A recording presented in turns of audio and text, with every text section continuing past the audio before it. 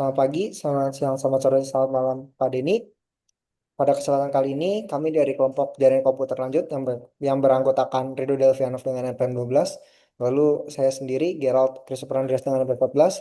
Pada kesempatan kali ini, kami akan menjelaskan tentang proyek jaringan komputer lanjut kami dengan judul Desain Jaringan untuk Rumah Sakit Digital. Yang dimana tujuan dari proyek kami yaitu mendesain topologi jaringan virtual yang sesuai, mengimplementasikan access point, VLAN, NAT, dan firewall menggunakan Cisco Packet Tracer, lalu melakukan pengujian konektivitas dan keamanan antar segmen jaringan, dan yang terakhir mengevaluasi performa dan efisiensi dari desain jaringan yang telah dibangun.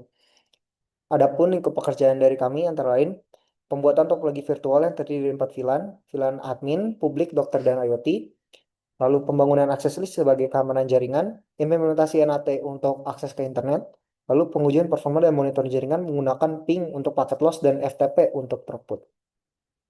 Mungkin berikutnya bisa langsung ke simulasi oleh rekan saya, Rido. Oke, thank you Gerald. Boleh di onin dulu share screen-nya. Oke, sudah. Oke, thank you Gerald. Jadi saya akan share screen ya. Oke, ini buat topologi jaringan rumah sakit digital. Jadi kita pakai uh, layer 3 switch untuk sebagai core switch-nya. Lalu kita ada router dan backup router. Oke, buat untuk selanjutnya ini kita udah pakai VLAN ya. Jadi admin itu VLAN 10, publik itu VLAN 20, dokter itu VLAN 30, dan untuk IoT VLAN 40. Misalnya kita cek dulu ya. Misalnya dari Doctor Strange misalnya pengen ke EMR server gitu. Kita pakai aja misalnya web browser. Dan ini kita udah pakai DNS ya. DNS-nya dari eh, internet. Jadi misalnya rumahsakit.com. Oke, memang agak lama. Jadi kita udah rumahsakit.com ini di DNS servernya udah kita setting ke EMR server ya. Nah, ini udah bisa. Terus misalnya kita mau ping ke PC admin, misalnya ping 192, 168, 10 dan 11.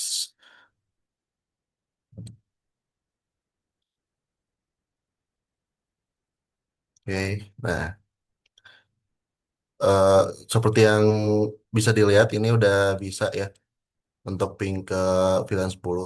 Misalnya kita mau ke VLAN 20 gitu. Jadi di VLAN 20 ini kita udah membuat akses list di mana akses VLAN 20 ini bisa akses ke internet. Misalnya kita ping ke google.com ya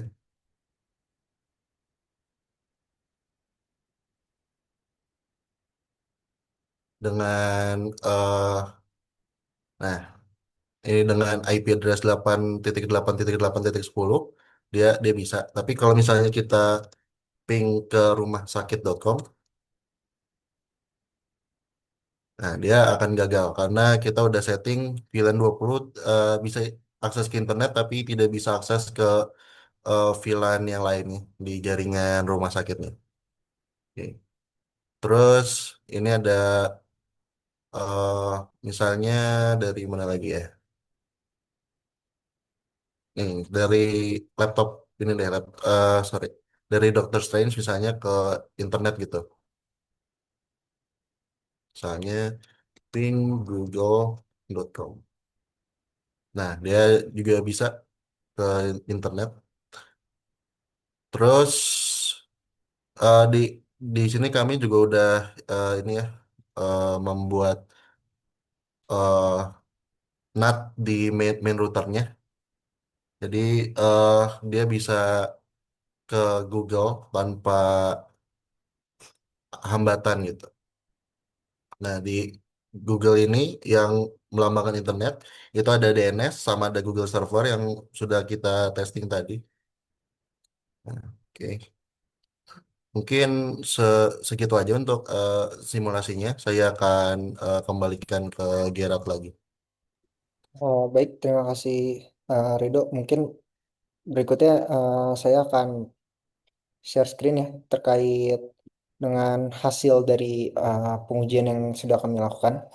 Jadi di sini kita akan menguji bentuk latensi dan throughputnya. Dan untuk mengecek latensi, seperti yang kita udah uji juga, jadi dari VLAN 10 ke VLAN 40 di sini terdapat 22 uh, ms ya di sini.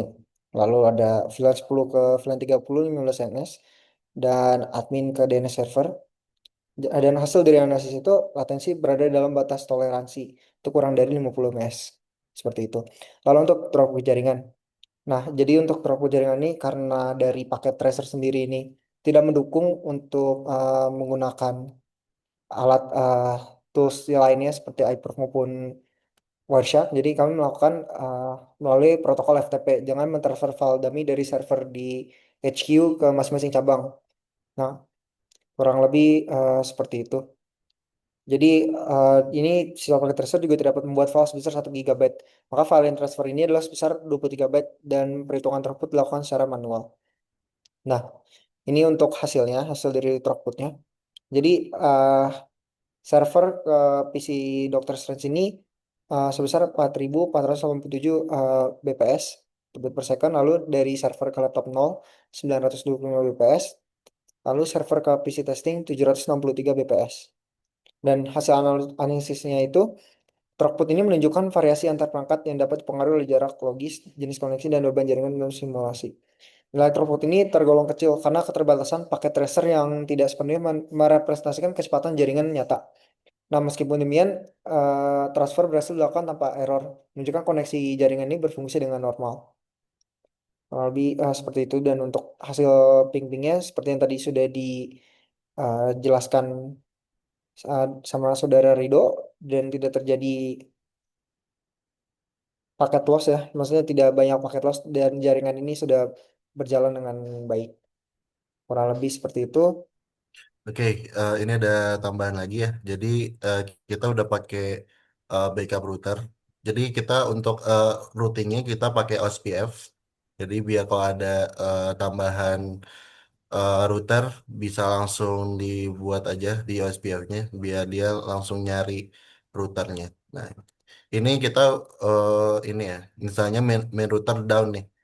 Nah, dia bakal ke backup router. Misalnya kita eh, contohin aja ya, misalnya dari ya deh, Doctor Strange ke misalnya ke DNS server.